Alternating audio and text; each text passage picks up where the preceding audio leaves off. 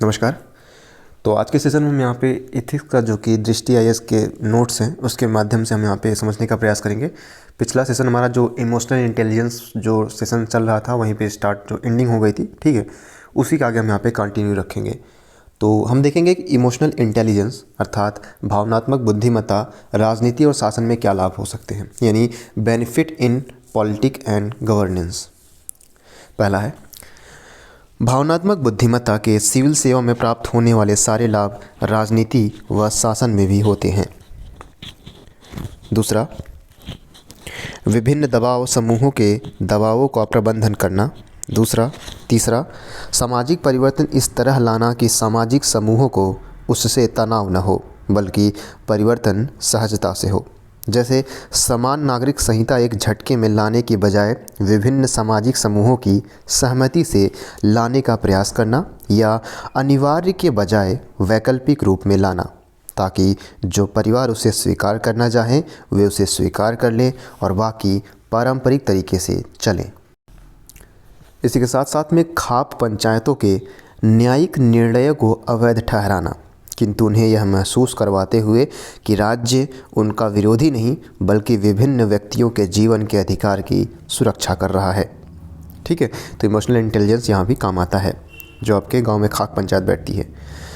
अयोध्या मामले पर कोई ऐसा समाधान निकालना जिससे दोनों संप्रदायों में सद्भाव कायम हो, और यदि ऐसा विकल्प न मिले तो जल्दबाजी में कोई भी फैसला करने से बचना। वहीं अगला है, देश के विभिन्न राज्यों तथा विभिन्न समुदायों को मंत्रिपरिषद में समुचित प्रतिनिधित्व देना ताकि किसी भी समूह में अलगाव की भावना पैदा न हो। सेना या सैनिकों के संबंध में हतोत्साहित करने वाले कथनों का प्रयोग न करना, जैसे सैनिक तो होते ही मरने के लिए हैं। ठीक है, ऐसे शब्दों का प्रयोग करने से बचना। अगला है, राष्ट्रीय महत्व के सभी प्रतीकों या संस्थाओं के प्रति अनुकूल भावनाएं बनाए रखना तथा जनता को भी इसके लिए प्रेरित करना। वहीं किसी आपदा के समय जनता के साथ खड़ा होना, यानी अभिव्यक्ति के तरीकों में महत्वपूर्ण है कि समूह के अनुसार वेशभूषा पहनना, उनकी भाषा का प्रयोग करना इत्यादि, जो कि नरेंद्र मोदी जो कि आपके ठीक है हमारे प्राइम मिनिस्टर हैं, उनके अंदर ये भावनाएं ज़्यादा दिखती हैं। वहीं अगर बात किया जाए, किसी ट्राइबल एरिया में जाते हैं तो उसी के हिसाब से कपड़े या उसी की बोली भाषा का उपयोग करते हैं। बात करते हैं सामाजिक संबंधों में लाभ क्या होते हैं इमोशनल इंटेलिजेंस के, यानी बेनिफिट इन सोशल रिलेशन। पहला, ऐसी भावनाओं को नियंत्रित कर लेना जो संबंधों पर दीर्घकालिक गलत प्रभाव डाल सकती है। दूसरा, उच्च भावनात्मक बुद्धिमत्ता वाले व्यक्ति समझ पाते हैं कि भावनाओं का संप्रेषण अवश्य करना चाहिए और वे यह भी जानते हैं कि संप्रेषण कितना करना चाहिए। इससे संबंधों में ऊष्मा बनी रहती है, जैसे सही मौके पर सही मात्रा में तारीफ कर देना। वहीं भावनात्मक बुद्धिमत्ता की मदद से दूसरों की भावनाओं को समझना और उसे सही रास्ते पर मोड़ना आसान हो जाता है। अगला है, संवादहीनता जैसी स्थिति बीच में नहीं आती क्योंकि ऐसे व्यक्ति बखूबी समझते हैं कि संवाद टूटना नहीं चाहिए। ऐसे व्यक्तियों में यह जानते हुए भी कि वे सही है, संबंध को बचाने के लिए कभी कभार झुक जाने की क्षमता होती है। वहीं ऐसे व्यक्ति अपने कार्य अर्थात नौकरी व व्यापार, परिवार, मित्रों तथा जीवन में बेहतर संतुलन साध पाते हैं। जैसे बहुत व्यस्त होने पर भी मित्रों के जन्मदिन याद रखना और उन्हें संदेश भेजना, उनसे उसी भाषा में संवाद करना जो पूरी तरह अनौपचारिक व मित्रतापूर्ण भाषा है। ऐसे में संबंधों की आवृत्ति कम हो जाने पर भी उनकी ऊष्मा बची रहती है। ठीक है, ऐसा नहीं कि आप पहले मित्र से गाली से बात कर रहे थे, ठीक है, जो हमारे मित्र की आपस में हम जिस तरीके से बातें करते हैं, इसके बाद जैसे आप सिविल सर्वेंट बने आपकी भाषाओं में सहजता आ जाए, ठीक है, तो ऐसा नहीं लगना चाहिए सामने वाले को। तो इमोशनल इंटेलिजेंस की ये कमियां हैं अगर आप इस तरीके से बिहेव करते हैं। ठीक है, तो इमोशनल इंटेलिजेंस का ये पक्ष है कि आप उसी तरीके से उस व्यक्ति से बात करें। अगर आप बिजी भी हैं तब भी सामने वाले को वक्त दें, ताकि सामने वाले को ऐसा एहसास ना हो कि आप उसके लिए वो वक्त अब नहीं निकालते जो पहले निकालते थे। ये होता है सेल्फ मैनेजमेंट किस तरीके से करना, तो इमोशनल इंटेलिजेंस यही सब सिखाता है। आर्थिक दृष्टि से लाभ देखें तो यानी benefit from economic points of view. ऐसे कर्मचारियों का चयन किया जा सकता है जिनमें तनाव झेलने और उसका प्रबंधन करने की अधिक क्षमता हो। ऐसे कर्मचारी संगठन के लिए संपत्ति बनते हैं, बोझ नहीं। वे बाजार के दबावों को आसानी से सहन कर लेते हैं। अमेरिकी वायुसेना ने कुछ कठिन कार्यों से जुड़ी चयन प्रक्रिया में भावनात्मक बुद्धिमत्ता को आधार बनाया ताकि उच्च तनाव में प्रबंधन क्षमता वाले व्यक्ति चुने जा सके और प्रशिक्षुओं द्वारा सेना छोड़ने की आवृत्ति कम हो सके। यह प्रयोग इतना सफल हुआ कि अमेरिकी रक्षा सचिव ने यही नीति तीनों सेनाओं पर लागू की। अगर शोध की बात किया जाए तो CREO से ये लिया गया है, यानी the consortium for research on emotional intelligence in organisation. विशेष रूप से जिन पदों पर काम करते समय भावनात्मक दबाव अधिक होता है वहाँ भावनात्मक बुद्धिमत्ता की बड़ी भूमिका है, जैसे सेल्स, मार्केटिंग, मानव संसाधन विभाग आदि। यदि बाजार में मंदी जैसी स्थिति हो तो भावनात्मक रूप से बुद्धिमान व्यक्ति ही इसे झेल पाते हैं। वहीं उत्पादन की कुल अधिकता के कारण वर्तमान बाजार उपभोक्ता केंद्रित है। उपभोक्ता के पास हर वस्तु या सेवा के लिए विविध विकल्प उपलब्ध हैं। ऐसी प्रतिस्पर्धा में वह कंपनी टिक पाती है जो उपभोक्ताओं से भावनात्मक व स्थायी संबंध जोड़ पाती है, जैसे बैंकों का अपने ग्राहकों को जन्मदिन की बधाई देना, सामान खरीदने के बाद भी फ़ोन करके पूछते रहना कि सामान में कोई समस्या तो नहीं आदि। विशेष रूप से जिन पदों पर काम करते समय भावनात्मक दबाव अधिक होता है वहाँ भावनात्मक बुद्धिमत्ता की बड़ी भूमिका होती है। ठीक है, ये हमने देख ही लिया। तीसरा है, यदि बाजार में मंदी जैसी स्थिति हो तो भावनात्मक रूप से बुद्धिमान व्यक्ति ही इसे झेल पाते हैं। वहीं चौथा बात करते हैं कि उत्पादन की कुल अधिकता के कारण वर्तमान बाजार उपभोक्ता केंद्रित है। उपभोक्ता के पास हर वस्तु या सेवा के लिए विविध विकल्प हैं। ऐसी प्रतिस्पर्धा में वही कंपनी टिक पाती है जो उपभोक्ताओं से भावनात्मक व स्थायी संबंध जोड़ पाती है, जैसे बैंकों को अपने ग्राहकों के जन्मदिन की बधाई देना, सामान खरीदने के बाद भी फ़ोन करके पूछते रहना कि सामान में कोई समस्या तो नहीं है इत्यादि। पांचवा है, किसी सौदेबाजी के समय वे व्यक्ति बेहतर मोल भाव कर पाते हैं जो दूसरे व्यक्ति के मन को ठीक से पढ़ पा रहे हों। यह क्षमता आर्थिक लाभ की दृष्टि से बहुत महत्वपूर्ण मानी जाती है। वहीं बात करें उपभोक्ताओं की मांगों के उन पक्षों को समझना जो मूर्त रूप में अभिव्यक्त नहीं होते हैं और उन्हें उस स्तर पर संतुष्ट करना, जैसे सैलून में ग्राहकों के पैर दबाने की मशीन लगा देना, रेस्टोरेंट में मोबाइल चार्जर लगाना इत्यादि। बात करते हैं शारीरिक स्वास्थ्य के लिए लाभ, यानी बेनिफिट फॉर फिजिकल हेल्थ। भावनात्मक बुद्धिमत्ता उच्च होने से व्यक्ति के तनाव में कमी आती है। इससे उच्च रक्तचाप, हृदयाघात, मधुमेह जैसी बीमारियों का खतरा कम होता है। वहीं प्रतिरोधक तंत्र की क्षमता बढ़ती है और उम्र बढ़ने की प्रक्रिया कम हो जाती है। एक शोध के अनुसार निम्न भावनात्मक बुद्धिमत्ता वाले व्यक्तियों में अल्कोहल या ड्रग्स पर निर्भरता की संभावना अधिक होती है। वहीं बात करें मानसिक स्वास्थ्य के लिए लाभ, यानी बेनिफिट फॉर मेंटल हेल्थ की। निम्न भावनात्मक बुद्धिमत्ता के व्यक्ति में तनाव तथा अवसाद के अधिक होने की संभावना रहती है।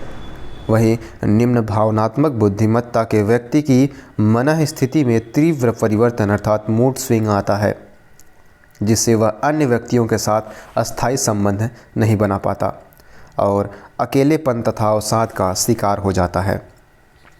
2010 में किए गए एक शोध के अनुसार भावनात्मक बुद्धिमत्ता कम होने पर आत्मसम्मान की भावना भी कम होती है।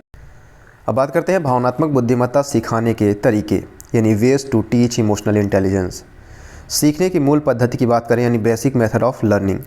डेनियल गोलमैन ने इस विषय पर CREIO के मंच पर काफ़ी कुछ लिखा है और अनुसंधान किया है। उनका मूल तर्क है कि सीखने की प्रक्रिया दो प्रकार की होती है, पहला संज्ञानात्मक अधिगम यानी कॉग्निटिव लर्निंग और भावनात्मक अधिगम अर्थात इमोटिव लर्निंग। संज्ञानात्मक रूप से सीखने के लिए केवल बौद्धिक पक्षों की आवश्यकता होती है और यह प्रक्रिया काफ़ी सरल है, किंतु भावनात्मक स्तर पर सीखने के लिए एक लंबी तथा कठिन प्रक्रिया से गुजरना पड़ता है। इसे एक दिन की कार्यशाला में या अभिप्रेरणात्मक पुस्तकें पढ़कर नहीं सीखा जा सकता। एक इंजीनियर अपने कार्य में अत्यंत दक्ष है, किंतु व्यक्तित्व के स्तर पर अत्यंत संकोची, दब्बू, एकांत प्रिय तथा अंतर्मुखी है। वह यह भी जानता है कि उसके व्यक्तित्व के ये पक्ष उससे विफल बना रहे हैं। यदि कोई मनोविज्ञान उसे बताए कि उसे अजनबियों से अधिक बात करना चाहिए, मित्रों या सहकर्मियों के साथ घूमने फिरने के लिए बार बार जाना चाहिए, कुछ ऐसे मित्र बनाने चाहिए जिनसे अपनी हर बात कह सको, तो सीखने की यह प्रक्रिया भावनाओं से संबंधित होकर भी संज्ञानात्मक ही है, क्योंकि उसे बौद्धिक स्तर पर कुछ सूचनाएं ही प्राप्त हुई हैं। सीखने का भावनात्मक स्तर वह होगा जहां ये सुझाव उसकी भावनाओं तथा व्यवहारों के स्तर तक पहुंच जाएं और वह आदतन बिना सोचे समझे या बिना विशेष प्रयास के ऐसी स्थितियों में इन्हीं विकल्पों को चुनने लगे। ठीक है, संज्ञानात्मक मतलब क्या किया, आपने सिर्फ बता दिया। भावनात्मक मतलब क्या हुआ कि आपने उस व्यक्ति ने आपकी बात को अपने भावना के स्तर पर या अपने व्यवहार के स्तर पर उसने उतार लिया, वो उसी तरीके से कार्य करने लगा। बात करते हैं विद्यालयों में किए गए प्रयोग यानी एक्सपेरिमेंट इन स्कूल।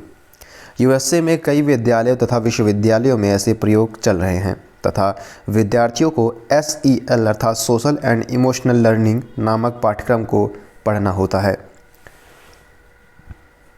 यह पाठ्यक्रम आमतौर पर CREIO के निर्देशन में चल रहे हैं। कुछ राज्यों जैसे इलिनोयस ने इन सभी बच्चों के लिए अनिवार्य भी कर दिया है। इस परियोजना का मूल आधार यह है कि इमोशनल इंटेलिजेंस के विभिन्न पक्ष बच्चों की आयु तथा IQ को ध्यान में रखते हुए क्रमिक रूप से सिखाए जाएं तो बेहतर परिणाम आते हैं। जैसे पहला, प्रारंभिक कक्षाएं।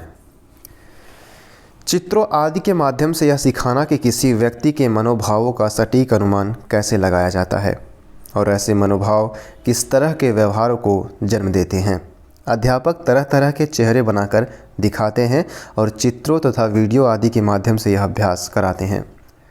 वहीं बात करते हैं अगला हमारा मध्यवर्ती कक्षाएं। इनमें समानुभूति का अभ्यास कराया जाता है। इसमें प्रयास किया जाता है कि बच्चे दूसरों के गैर भाषिक संकेतों के आधार पर यह समझे और महसूस करे कि कोई दूसरा व्यक्ति किस मनस्थिति में है। वहीं उसी प्रकार उच्च कक्षाएं, इस स्तर पर कई अन्य पक्ष सिखाए जाते हैं, जैसे तनाव की स्थिति में भावनाओं का प्रबंधन करना एवं किसी से विवाद होने की स्थिति में ऐसी अभिव्यक्तियों का प्रयोग करना जिससे विवाद और न बढ़े बल्कि समाधान निकल सके। वहीं अन्य व्यक्तियों विशेषतः विरोधियों को धैर्यपूर्वक सुनने की क्षमता का विकास। कुछ परीक्षणों के आधार पर इन प्रयोगों की सफलता का अनुमान लगाया गया है। रोजर वीजवर्ग ने ऐसे 668 प्रयोगों का मूल्यांकन करके निम्नलिखित निष्कर्ष निकाले हैं। पहला, 50% विद्यार्थियों का अकादमिक निष्पादन बेहतर हुआ, दुर्व्यवहार के मामले में 28% की कमी आई और स्कूल से बच्चों के निलंबन के मामले में 44% की कमी आई। वहीं 63% विद्यार्थियों ने पहले की तुलना में सकारात्मक व्यवहार प्रदर्शित किया एवं साथ में विद्यार्थियों के विरुद्ध अनुशासन के मामले में 27% की कमी आई। इसके साथ में इसके अलावा उपस्थिति में वृद्धि हुई, विद्यार्थियों का ध्यान लगाने की क्षमता तथा प्रकार्यात्मक अर्थात फंक्शनल स्मृति में भी वृद्धि दर्ज की गई। वहीं बात करें कि यूनेस्को ने 2002 में एक विश्वव्यापी अभियान शुरू किया जिसके तहत SEL अर्थात सोशल एंड इमोशनल लर्निंग के 10 मूलभूत सिद्धांत हर देश के शिक्षा मंत्रालय को इस सुझाव के साथ भेजे गए कि सभी विद्यालयों में इन्हें सिखाने की प्रक्रिया शुरू की जानी चाहिए। वर्तमान में 50 से अधिक देशों में ऐसे प्रयोग चल रहे हैं जिनमें सिंगापुर, इंग्लैंड, ऑस्ट्रेलिया, न्यूजीलैंड काफ़ी ऊपर पर है। एशिया में मलेशिया, जापान, हांगकांग इत्यादि में प्रयोग चल रहे हैं। कहीं कहीं इसे नैतिक शिक्षा अर्थात मोरल एजुकेशन और कहीं कहीं चारित्रिक शिक्षा अर्थात कैरेक्टर एजुकेशन कहते हैं। प्रत्येक समाज में जो चारित्रिक शिक्षा दी जाती है वह कई मामलों में भावनात्मक बुद्धिमत्ता के नज़दीक है। वहीं अगला हमारा है स्वयं सीखने का तरीका अर्थात सेल्फ लर्निंग मेथड की बात करते हैं। तो जिन लोगों में इसकी कमी है वे सामान्यतः निम्नलिखित सुझाव का पालन कर सकते हैं। पहला, आत्म मूल्यांकन की प्रक्रिया में अपनी कमियों को खुलकर स्वीकार करना, न कि उन्हें छिपाना।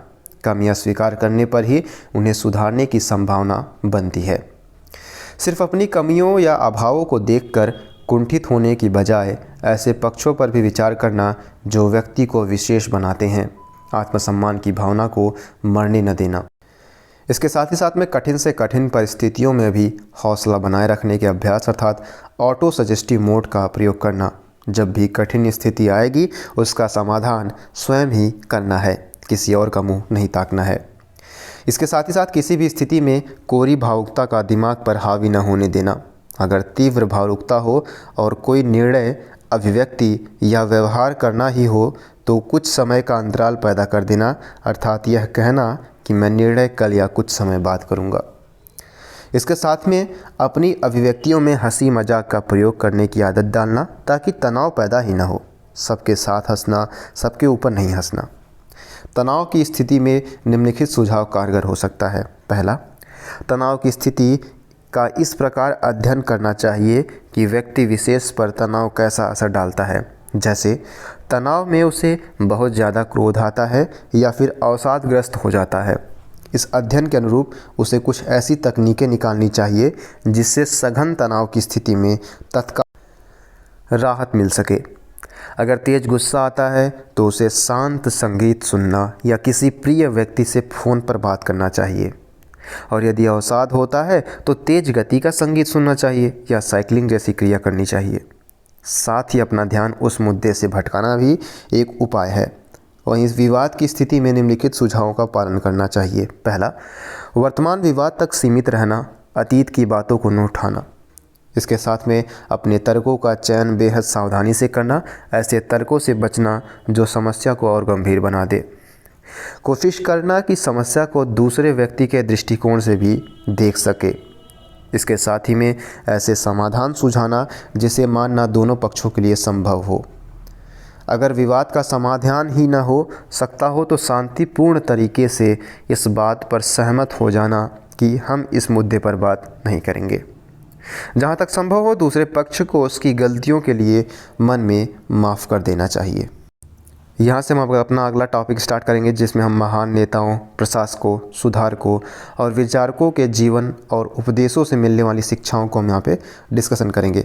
पहली सूची में हमारा जो होगा वो होंगे भारत के महान नेता। ठीक है, भारत के महान नेताओं को हम देखने का प्रयास करेंगे, जिसके अंतर्गत हम जवाहरलाल नेहरू, सर सैयद अहमद खां, बाल गंगाधर तिलक, सरदार वल्लभ भाई पटेल, जयप्रकाश नारायण, लाल बहादुर शास्त्री, भगत सिंह, राम मनोहर लोहिया, पंडित दीनदयाल उपाध्याय, इंदिरा गांधी, विश्वनाथ प्रताप सिंह, काशीराम, अन्ना हजारे, किशन पटनायक को देखेंगे।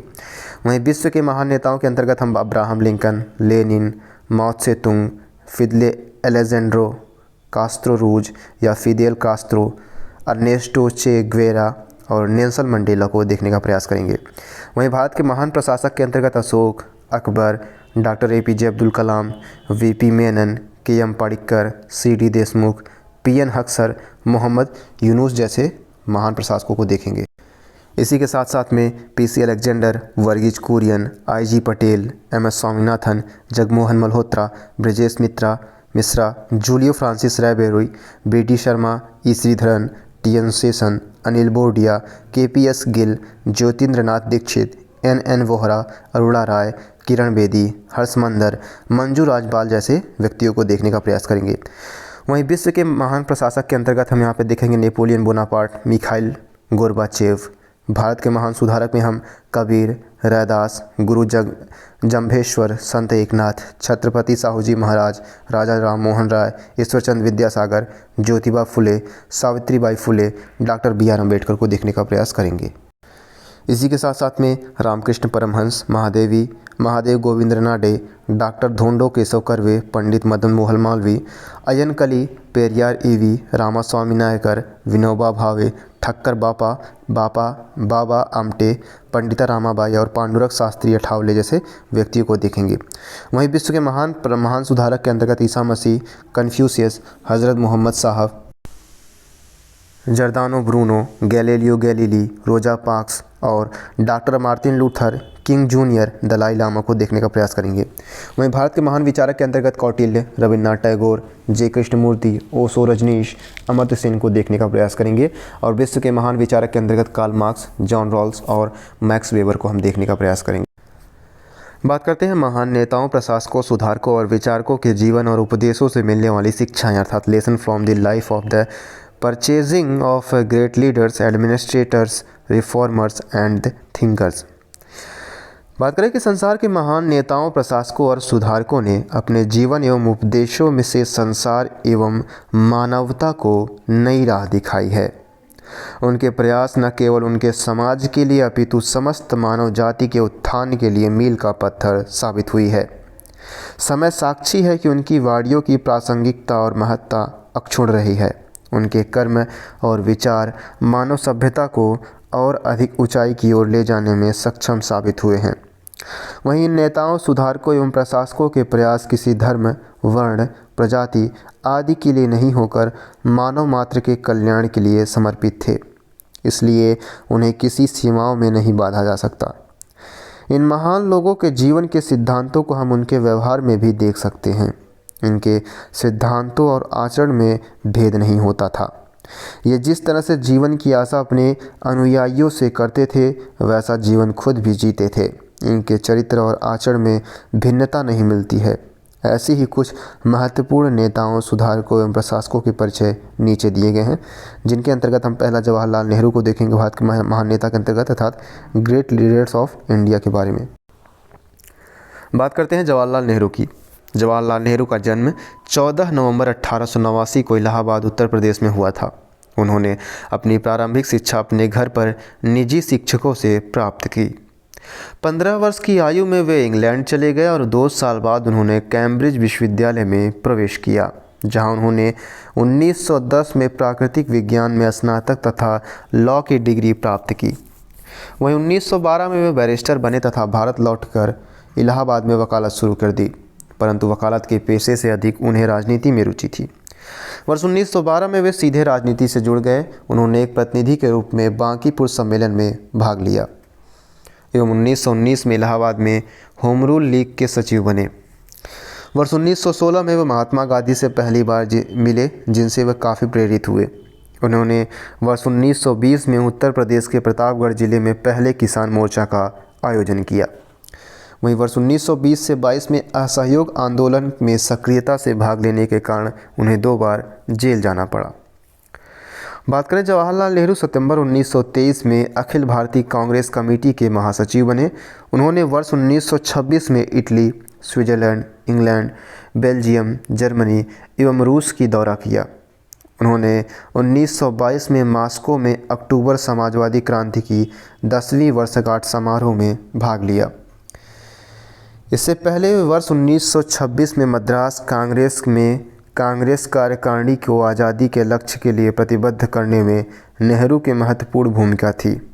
वर्ष 1928 में लखनऊ में साइमन कमीशन के खिलाफ एक जुलूस का नेतृत्व करते हुए उन पर लाठीचार्ज की गई एवं 29 अगस्त 1928 को उन्होंने सर्वदलीय सम्मेलन में भाग लिया एवं वे उन लोगों में से एक थे जिन्होंने भारतीय संवैधानिक सुधार की नेहरू रिपोर्ट पर अपने हस्ताक्षर किए थे। इस रिपोर्ट का नाम उनके पिता श्री मोतीलाल नेहरू के नाम पर रखा गया था। उसी वर्ष उन्होंने भारतीय स्वतंत्रता लीग की स्थापना की एवं इसके महासचिव बने। इस लीग का मूल उद्देश्य था भारत को ब्रिटिश साम्राज्य से पूर्णतः अलग करना था। वर्ष 1929 में पंडित नेहरू भारतीय राष्ट्रीय सम्मेलन के लाहौर अधिवेशन के अध्यक्ष चुने गए, जिनका मुख्य लक्ष्य देश के लिए पूर्ण स्वतंत्रता प्राप्त करना था। उन्हें 1930 से 1935 के दौरान नमक सत्याग्रह एवं कांग्रेस के अन्य आंदोलनों के कारण कई बार जेल खाना जाना पड़ा। अपने कैदी जीवन में उन्होंने Discovery of India, Glimpses of the World History और मेरी कहानी नामक विख्यात पुस्तकें लिखी। जवाहरलाल नेहरू ने भारत को युद्ध में भाग लेने के लिए मजबूर करने का विरोध करते हुए व्यक्तिगत सत्याग्रह किया, जिसके कारण 31 अक्टूबर 1940 को उन्हें गिरफ्तार कर लिया गया और 7 अगस्त 1942 को मुंबई में हुई अखिल भारतीय कांग्रेस कमेटी की बैठक में पंडित नेहरू ने ऐतिहासिक संकल्प भारत छोड़ो आंदोलन कार्यान्वित करने का लक्ष्य निर्धारित किया। वहीं 18 अगस्त 1942 को उन्हें अन्य नेताओं के साथ गिरफ्तार करके अहमदनगर किला ले जाया गया। जनवरी 1945 में अपनी रिहाई के बाद उन्होंने राजद्रोह का आरोप झेल रहे INA के अधिकारियों एवं अन्य लोगों का कानूनी बचाव किया। वहीं बात करें 15 अगस्त 1947 को भारत को स्वतंत्रता मिलने पर वे आज़ाद भारत के पहले प्रधानमंत्री बने। नेहरू ने भारत में कृषि एवं उद्योगों के विकास के लिए पंचवर्षीय योजनाओं की नींव रखी। वहीं विदेश नीति में गुटनिरपेक्षता की नीति उनके द्वारा ही शुरू की गई। उन्हें भारत का शिल्पकार कहा जाता है। 27 मई 1964 को अस्वस्थता के कारण उनका निधन हो गया। भारत के स्वतंत्रता संग्राम तथा देश के निर्माण में महत्वपूर्ण योगदान के लिए 1955 में जवाहरलाल नेहरू को देश के सर्वोच्च सम्मान भारत रत्न से सम्मानित किया गया। बात करते हैं कि जवाहरलाल नेहरू के जीवन से मिलने वाली शिक्षाएं क्या हैं। पहला, मनुष्य का सबसे बड़ा तीर्थ मंदिर, मस्जिद, गुरुद्वारा नहीं, गुरुद्वारा वही है जहां इंसान की भलाई के लिए काम होता है। यह कथन कहकर नेहरू मानव कल्याण और भलाई के कार्यों की ओर प्रवृत्त रहने की प्रेरणा देते हैं। वहीं दूसरा बात किया जाए कि नेहरू ने भारत की जातिवाद और सांप्रदायिकता जैसे संकीर्ण विचारों का विरोध किया। वे कहते हैं कि जातिवाद और लोकतंत्र के बीच संघर्ष इतना स्वाभाविक है कि इन दोनों में से सिर्फ एक जीवित रहेगा। हमें लोकतंत्रवादी बनना चाहिए, न कि घोर जातिवादी, क्योंकि जातिवादी सामाजिक न्याय व लोकतंत्र के रास्ते की सबसे बड़ी अड़चन है। ऐसे समय में जबकि जाति एवं सांप्रदायिक ध्रुवीकरण जोरों पर है, नेहरू के विचार हमें लोकतांत्रिक दृष्टि प्रदान करते हैं। नेहरू गांधी जी से प्रभावित थे और वे राजनीति में हिंसापूर्ण उपायों का प्रयोग करना उचित नहीं मानते थे। वे साध्य की प्राप्ति के लिए हर साधन को उचित नहीं ठहराते, बल्कि मानते थे कि साध्य के लिए साधन भी अच्छे होने चाहिए। अनुशासन, नैतिक मूल्यों एवं विचारधारा की जो परिपाटी नेहरू स्थापित करते हैं, वह वर्तमान में भी न केवल प्रासंगिक है अपितु सतत अनुकरणीय भी है। बात करें कि राजनीतिक विचारक के रूप में नेहरू के मुख्य आदर्श थे लोकतंत्र, समाजवाद एवं धर्मनिरपेक्षता। इन आदर्शों पर ही भारतीय संविधान निर्मित हुआ है। नेहरू की युग दृष्टि वर्तमान भारतीय राजनीतिक परिदृश्य एवं लोकतंत्र की उत्तरजीविता के लिए अत्यंत आवश्यक है। वे इन सिद्धांतों के प्रति भारतीय जनमानस को जागरूक भी करते हैं। भारत की सेवा का अर्थ है लाखों करोड़ों पीड़ित लोगों की सेवा करना। इसका मतलब है कि गरीबी और अज्ञानता को मिटाना, बीमारियों को मिटाना, अवसर की असमानता को मिटाना।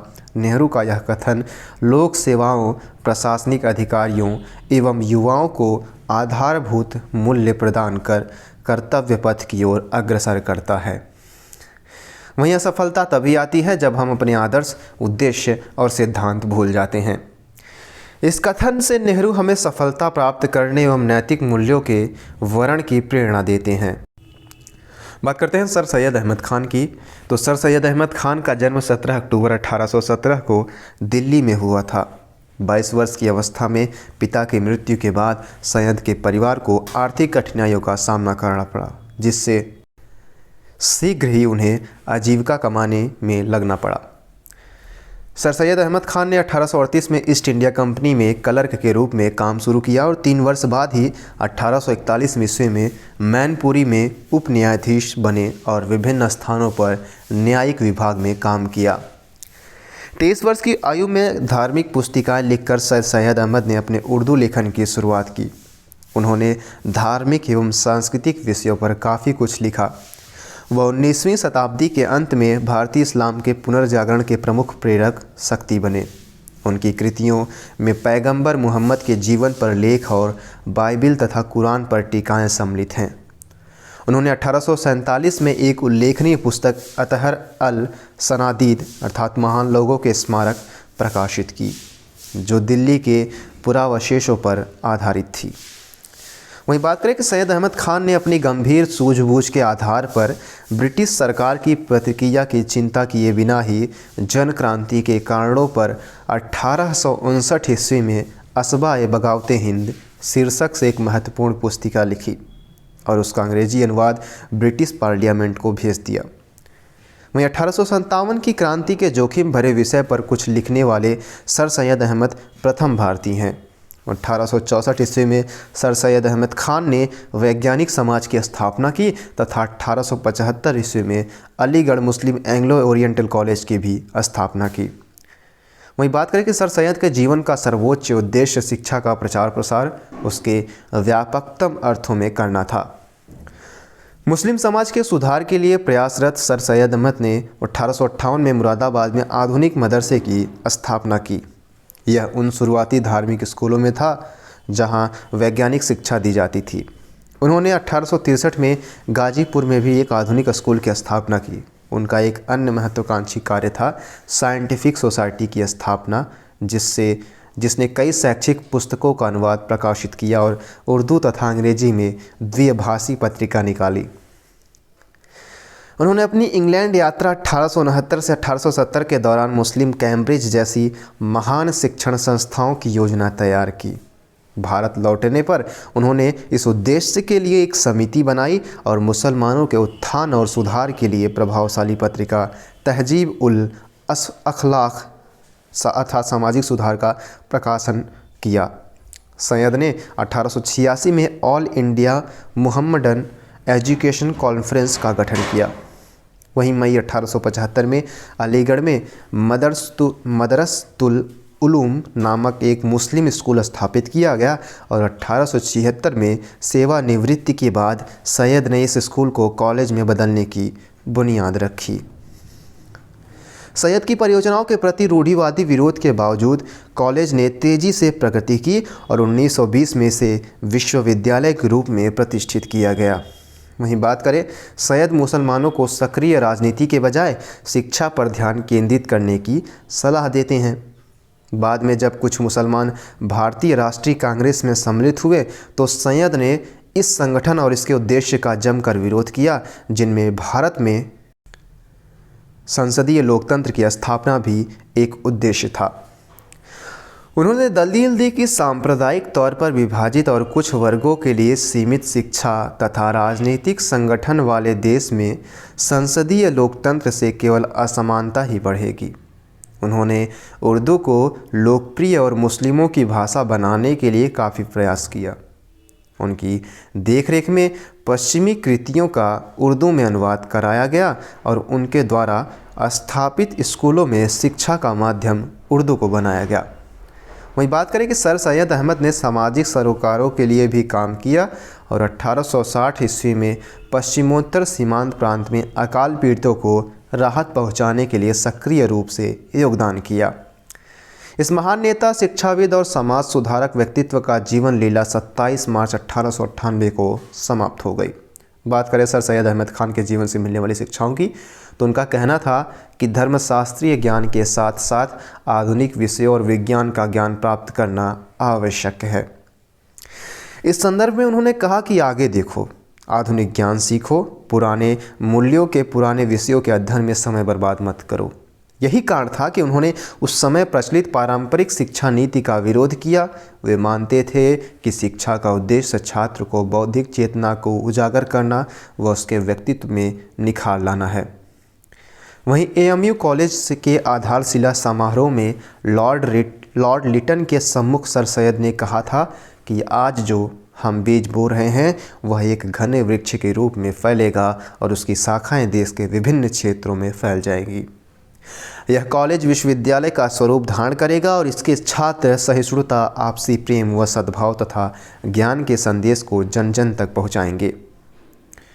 उनका कहना था कि राष्ट्र की प्रगति के लिए पहली आवश्यकता यह है कि समाज के सभी वर्गों में भाईचारा और एकता स्थापित हो तथा याद रखें कि हिंदू और मुस्लिम शब्द केवल धार्मिक भेद के लिए हैं, अन्यथा इस देश में रहने वाले सभी व्यक्ति एक हैं, एक और एक ही राष्ट्र के हैं। वहीं देश के सभी शुभचिंतकों का पहला और सबसे महत्वपूर्ण कर्तव्य यह है कि उन्हें जाति या धर्म की विभिन्नता के बावजूद सभी लोगों के कल्याण के लिए प्रयास करना है। उन्होंने कहा है कि अज्ञानता गरीबी की माँ है, जिसके कारण उन्होंने शिक्षा के क्षेत्र में अनेक सार्थक प्रयास किए ताकि छात्र की बौद्धिक चेतना को उजागर कर उसकी अज्ञानता को दूर किया जा सके। बात करते हैं, हमारा तीसरा जो है वो बाल गंगाधर तिलक जी हैं। बाल गंगाधर तिलक का जन्म 23 जुलाई 1856 को महाराष्ट्र के रत्नागिरी इलाके में हुआ था। आधुनिक ढंग से शिक्षा दीक्षा प्राप्त करने वाले तिलक ने स्नातक के बाद वकालत की पढ़ाई पूरी की। वहीं बात करें कि पश्चिमी शिक्षा पद्धति से असहमत तिलक ने युवाओं को राष्ट्रीय शिक्षा प्रदान करने के लिए अपने साथियों विष्णु शास्त्री, चिपलूनकर और आगरकर के साथ मिलकर न्यू इंग्लिश स्कूल की स्थापना की, जो आज के दक्कन एजुकेशन सोसाइटी में तब्दील हो चुका है। लोगों में जागरूकता लाने के लिए तिलक ने 2 साप्ताहिक पत्रों की शुरुआत की। इनमें एक केसरी मराठी में था और जबकि मराठा जो कि अंग्रेजी में प्रकाशित होता था। अपने लेखों में तिलक ने तत्कालीन भारत की सच्ची तस्वीर पेश करते हुए ब्रिटिश शासन की घोर निंदा की। अगले 2 वर्षों में ही केसरी देश की सबसे ज़्यादा बिकने वाली भारतीय समाचार पत्र बन गया। वहीं सन 1897 में मुंबई से पूना तक प्लेग का भयंकर आक्रमण हुआ और प्लेग से निपटने के लिए सरकारी तौर तरीकों से दुखी और नाराज तिलक ने अपने स्तर पर पीड़ितों की चिकित्सा की व्यवस्था की। सरकार ने तिलक पर लोगों को हत्या के लिए भड़काने का आरोप लगाया और उन्हें 18 महीने की कैद की सज़ा सुनाई। वहीं नाराज अंग्रेजों ने तिलक को भारतीय अशांति का दूत घोषित कर दिया। इस बीच तिलक ने भारतीय राष्ट्रीय कांग्रेस की सदस्यता ले ली, लेकिन स्वराज्य की मांग को लेकर कांग्रेस के उदारवादियों का रुख उन्हें पसंद नहीं आया और सन 1907 के कांग्रेस के सूरत अधिवेशन के दौरान कांग्रेस गरम दल और नरम दल में बंट गया। वहीं सन 1908 में सरकार ने तिलक पर राजद्रोह का आरोप लगाकर मुकदमा चलाया। तिलक का मुकदमा मोहम्मद अली जिन्ना ने लड़ा, परंतु तिलक को 6 वर्ष की कैद की सज़ा सुनाई दी गई। तिलक को सज़ा काटने के लिए मांडले अर्थात बर्मा भेज दिया गया। सन 1916 में रिहाई के बाद तिलक ने पुनः भारतीय राष्ट्रीय कांग्रेस में प्रवेश किया। वहीं सन 1916 से 1918 के दौरान उन्होंने एनी बेसेंट के साथ मिलकर Akhil Bharatiya home rule league की स्थापना भी की। उन्होंने सामूहिकता की भावना बढ़ाने के उद्देश्य से गणेश उत्सव, शिवाजी उत्सव आदि को व्यापक रूप से मनाना प्रारंभ किया। तिलक ने भारतीय दर्शन और संस्कृति पर अनेक रचनाएं की। मांडले जेल में रचित अपनी पुस्तक गीता रहस्य में उन्होंने श्रीमद् भागवत गीता के कर्मयोग की वृहद व्याख्या की। इसके अतिरिक्त उन्होंने Arctic home in the Vedas, the Hindu philosophy of life, ethics and religion, वैदिक क्रोनोलॉजी एंड वेदांग ज्योतिष आदि पुस्तकों की रचना की। 1 अगस्त 1920 को इस जननायक ने मुंबई को अपनी अंतिम सांस ली थी। अब बात करते हैं बाल गंगाधर तिलक के जीवन से मिलने वाली शिक्षाओं की। युवाओं के लिए उनका सर्वाधिक प्रभावी कथन है, प्रातःकाल में उदय होने के लिए ही सूरज संध्या काल के अंधकार में डूब जाता है और अंधकार में जाए बिना प्रकाश प्राप्त नहीं हो सकता। जीवन को बेहतर और मजबूत बनाने के लिए युवाओं को तिलक जी के इस विचार को आत्मसात करने का आवश्यकता है। उन्होंने युवाओं के जीवन में होने वाले संघर्षों के संदर्भ में कहा कि आप मुश्किल समय में असफलताओं और ख़तरों के भय से बचने की कोशिश मत कीजिए। वे तो निश्चित रूप से आपके मार्ग में आएंगे ही, इसलिए बिना किसी भय के निरंतर कार्य करते रहना चाहिए। किसी भी विशेष उपलब्धि को प्राप्त करने के लिए कठिन परिश्रम की आवश्यकता होती है, इसलिए उनका कहना था कि महान उपलब्धियां कभी भी सरलता से नहीं मिलती और सरलता से मिली उपलब्धियां कभी महान नहीं होती। इस कथन के द्वारा समाज को महान उपलब्धि हासिल करने के लिए उनके इस विचार को आत्मसात करने की आवश्यकता पर बल दिया गया है। उनका कहना था कि इस सांसारिक जीवन में बिना कष्ट के कुछ नहीं मिलता, अर्थात गर्म हवा के झोंकों में जाए बिना, कष्ट उठाए बिना, पैरों में छाले पड़े बिना स्वतंत्रता अर्थात सफलता प्राप्त नहीं हो सकती। इसमें निहित विचारधारा यह है कि हमें और हमारे समाज को समस्याओं के विरुद्ध जटिल संघर्ष करते रहना चाहिए ताकि सफलता प्राप्ति हो सके। वहीं राष्ट्र को एक सूत्र में बांधने के लिए उनको सबसे प्रभावी कथन है, स्वराज मेरा जन्मसिद्ध अधिकार है।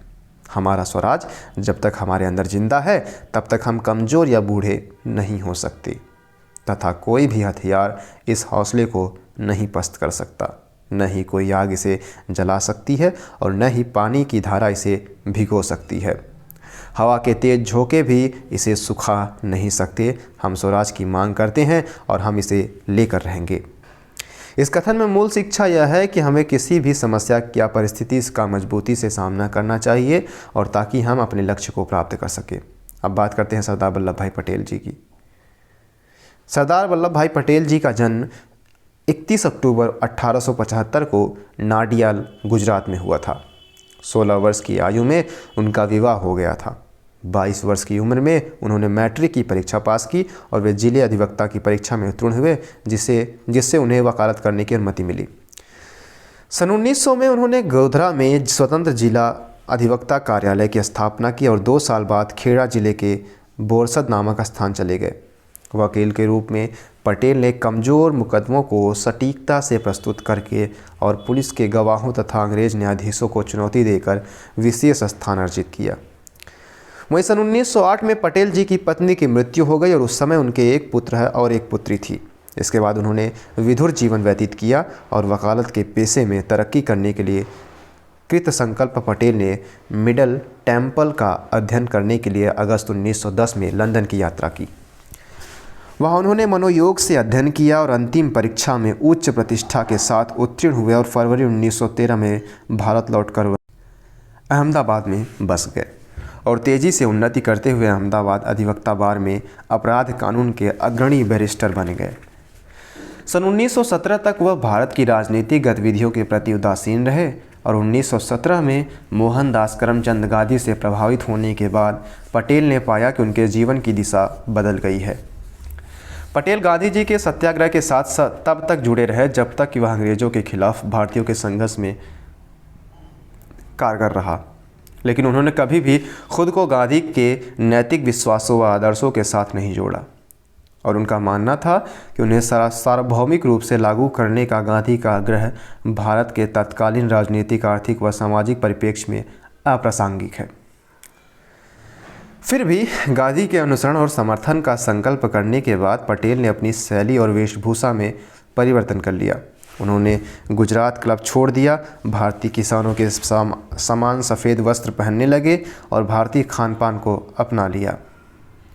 1917 से 1924 तक पटेल ने अहमदनगर के पहले भारतीय निगम आयुक्त के रूप में सेवा प्रदान की और 1924 से 1928 तक वह इसके निर्वाचित नगरपालिका अध्यक्ष रहे। वहीं सन 1918 में पटेल ने अपनी पहली छाप छोड़ी जब भारी वर्षा में फसल तबाह होने के बावजूद बम्बई सरकार द्वारा पूरा सालाना लगान वसूलने के फैसले के विरुद्ध उन्होंने गुजरात के खेड़ा जिले में किसानों और काश्तकारों के जनन आंदोलन की रूपरेखा बनाई। 1928 में पटेल ने बढ़े हुए करों के खिलाफ बारदोली के भूमिपतियों के संघर्ष का सफलतापूर्वक नेतृत्व किया और बारदोली आंदोलन के कुशल नेतृत्व के कारण उन्हें सरदार की उपाधि मिली। सन 1930 में नमक सत्याग्रह के दौरान पटेल को 3 महीने की जेल की सज़ा हुई और मार्च 1931 में पटेल ने इंडियन नेशनल कांग्रेस की कराची अधिवेशन की अध्यक्षता की।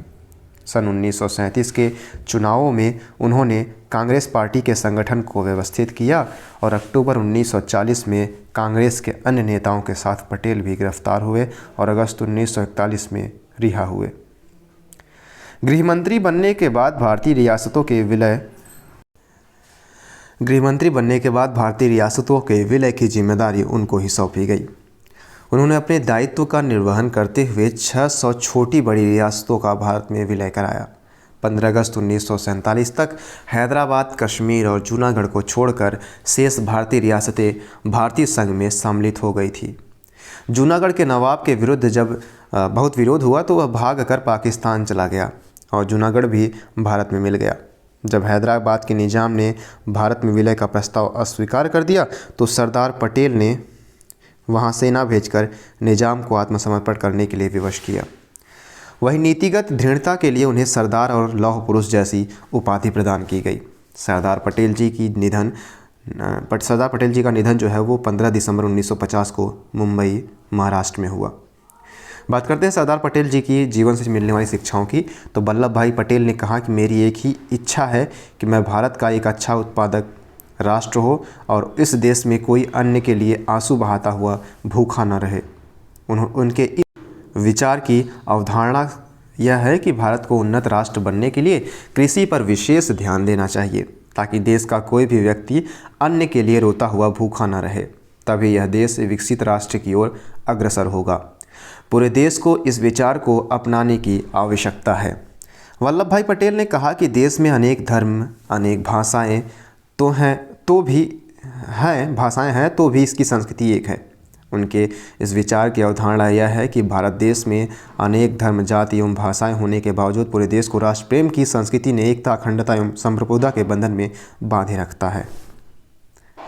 पटेल जी का कहना था कि भारत के प्रत्येक नागरिक को धर्म और जाति को भूलकर केवल यह याद रखना होगा कि वह अब केवल भारतीय है, जिसके पास सभी अधिकार हैं लेकिन उसके कुछ कर्तव्य भी हैं। इस कथन का अर्थ यह है कि भारत के सभी नागरिक अपने देश के प्रति तथा कर्तव्यों के प्रति समर्पण की भावना कायम रखें ताकि भविष्य में एक बेहतर समाज की स्थापना की जा सके। उनका कहना था कि कर्तव्यनिष्ठ व्यक्ति सदैव आशावान रहता है, अर्थात कर्तव्य के प्रति ईमानदार व्यक्ति हमेशा सकारात्मक परिणाम की इच्छा रखता है।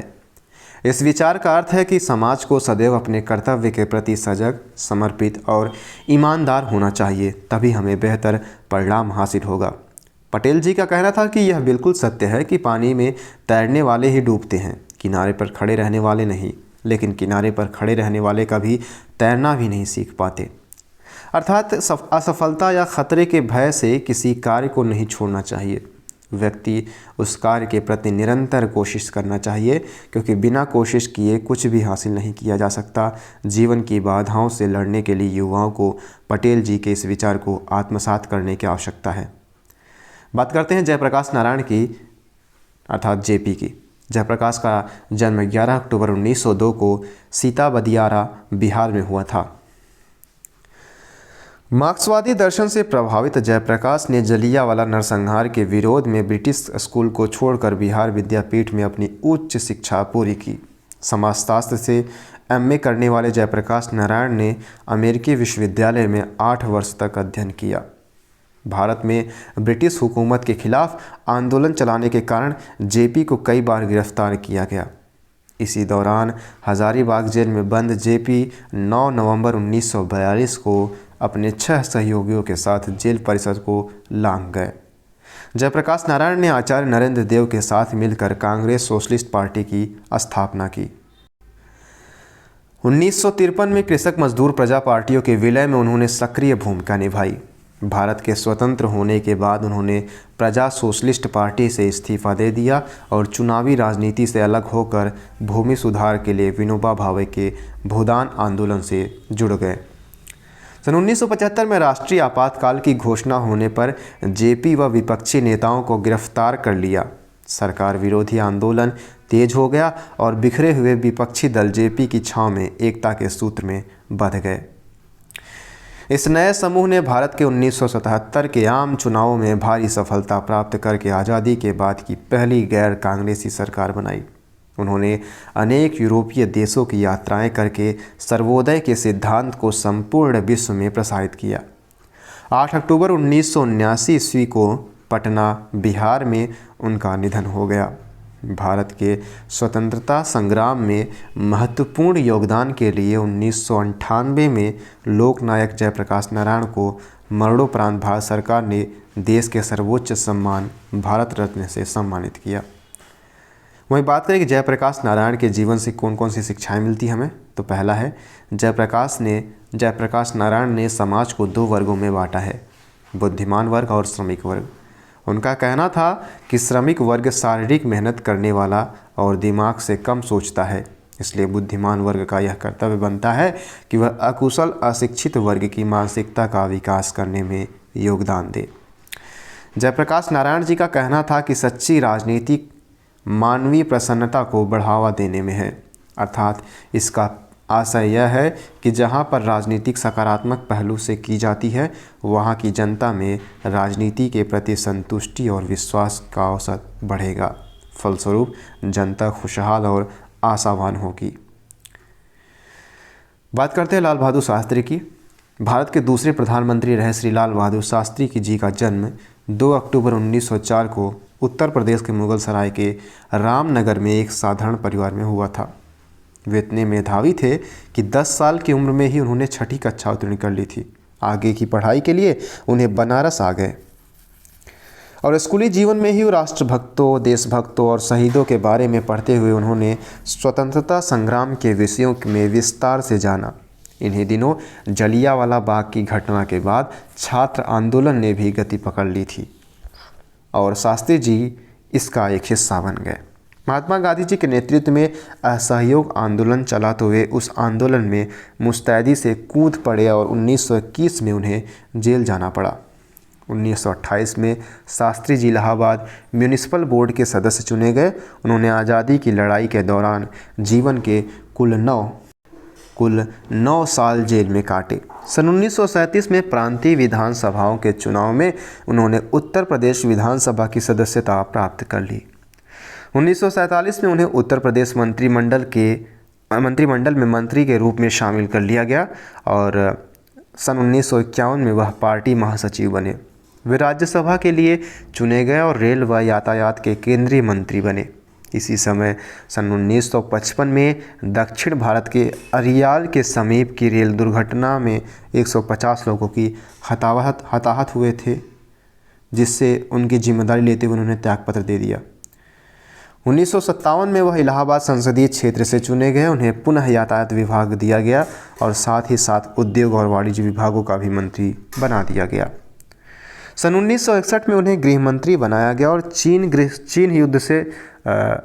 युद्ध से सकते में आए नेहरू का साथ देने के लिए शास्त्री जी की बिना विभाग के मंत्री के रूप में मंत्रिमंडल में शामिल कर लिया गया और 27 मई 1964 को नेहरू जी के देहांत के बाद 9 जून 1964 को शास्त्री जी ने प्रधानमंत्री पद का शपथ ली और वर्ष 1965 के भीषण अकाल एवं भारत पाकिस्तान युद्ध के समय उन्होंने परिपक्वता के साथ इन समस्याओं का सामना किया।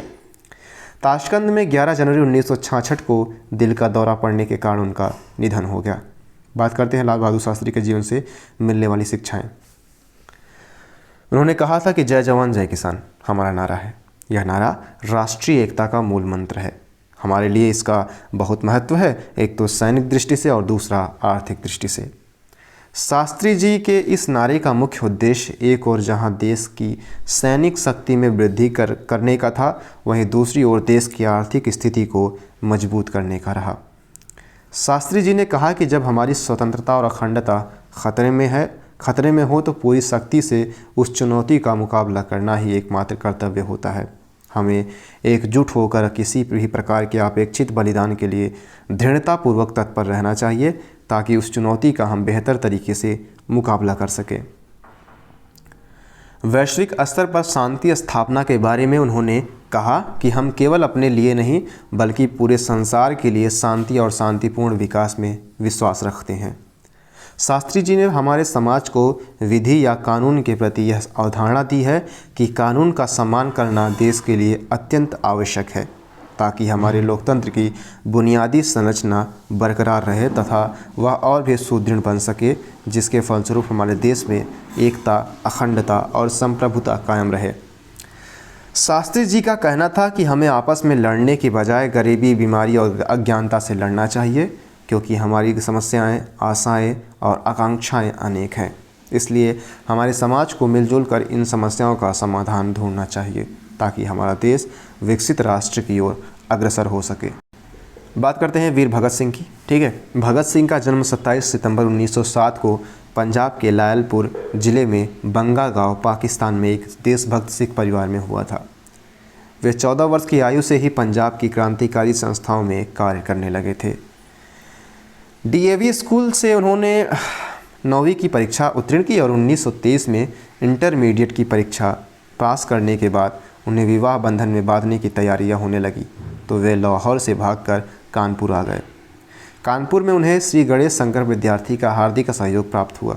उन्होंने कानपुर के प्रताप में बलवंत सिंह के नाम से तथा दिल्ली में अर्जुन के संपादकीय विभाग में अर्जुन सिंह के नाम से कुछ समय तक काम किया और स्वयं को नौजवान भारत सभा से भी संबद्ध रखा। महात्मा गांधी के सहयोग आंदोलन में प्रभावित होकर 1921 में भगत सिंह ने स्कूल छोड़ दिया और असहयोग आंदोलन में प्रभावित छात्रों के लिए लाला लाजपत राय ने लाहौर में नेशनल कांग्रेस की स्थापना की थी। इसी कॉलेज में भगत सिंह ने भी प्रवेश लिया। पंजाब नेशनल कॉलेज में उनके अंदर देशभक्ति की भावना फलने फूलने लगी। इसी कॉलेज में यशपाल, भगवती चरण, सुखदेव, तीर्थराम, झंडा सिंह आदि क्रांतिकारियों से भगत सिंह का संपर्क हुआ।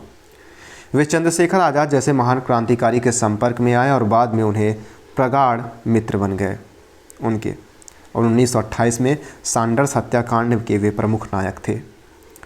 भगत सिंह का मानना था कि इनकलाब की तलवार विचारों की शान पर तेज होती है। अपने क्रांतिकारी विचारों के प्रचार के लिए ही उन्होंने ब्रिटिश कालीन संसद में एक ऐसा बम फेंका जिससे एक भी व्यक्ति हताहत नहीं हुआ, लेकिन उसके धमाके की आवाज़ लंदन तक पहुंची और तथा ब्रिटिश सत्ता थर्रा उठी। उन्होंने संसद में उस दिन पेश होने वाले मजदूर विरोधी ट्रेड डिस्प्यूट बिल के नारे लगाए तथा अपने पर्चे में लिखा कि हम देश की जनता की आवाज़ अंग्रेज़ों के कानों तक पहुंचाना चाहते हैं जो बहरे हो चुके हैं। अप्रैल 1929 को ऐतिहासिक असेंबली बमकांड के भी वे प्रमुख अभियुक्त माने गए। जेल में उन्होंने 64 दिन की लंबी ऐतिहासिक भूख हड़ताल भी की थी और 23 मार्च 1931 को भगत सिंह, सुखदेव और राजगुरु को फांसी से लटका दिया गया। वास्तव में इतिहास का एक अध्याय ही भगत सिंह के साहस, शौर्य और दृढ़ संकल्प और बलिदान की कहानियों से भरा पड़ा है। बात करते हैं भगत सिंह के जीवन से मिलने वाली शिक्षाओं की। तो भगत सिंह ने अपने जीवन को भारत की स्वतंत्रता के लिए न्यौछावर कर दिया। उनके जीवन से हमें यह प्रेरणा मिलती है कि महान कार्य करने के लिए लंबी आयु का होना आवश्यक नहीं, छोटी आयु में ऐसा कुछ कर जाएं ताकि संपूर्ण विश्व आपको याद रखे। उनका कहना था कि आमतौर पर लोग चीज़ें जैसी हैं और उसी के आदी हो जाते हैं और बदलाव के विचार से ही कांपने लगते हैं। हमें इसी निष्क्रियता की भावना को क्रांतिकारी भावना में बदलने की ज़रूरत है, अर्थात हम पर या हमारे समाज पे हो रहे किसी अन्याय को सहना नहीं, बल्कि उस अन्याय के खिलाफ लोगों को जागरूक करके उसे समाप्त करना है। उनका कहना था कि हमें देश या समाज की भलाई के लिए हर सुख सुविधाएं त्याग कर उसमें लिप्त होना चाहिए। यही हमारा देश के प्रति बलिदान होगा। इस संदर्भ में उन्होंने कहा था कि मैं इस बात पर जोर देता हूँ कि मैं महत्वाकांक्षा, आशा और जीवन के प्रति आकर्षण से भरा हुआ हूँ, पर मैं जब ज़रूरत पड़ने पर यह सब त्याग कर सकता हूँ और वही सच्चा बलिदान है। इस तरीके से हमारे भगत सिंह जो है अध्याय समाप्त होने के बाद यहाँ पे राम मनोहर लोहिया को हम पढ़ेंगे। ठीक है, इसको हम अगले सेशन में देखेंगे।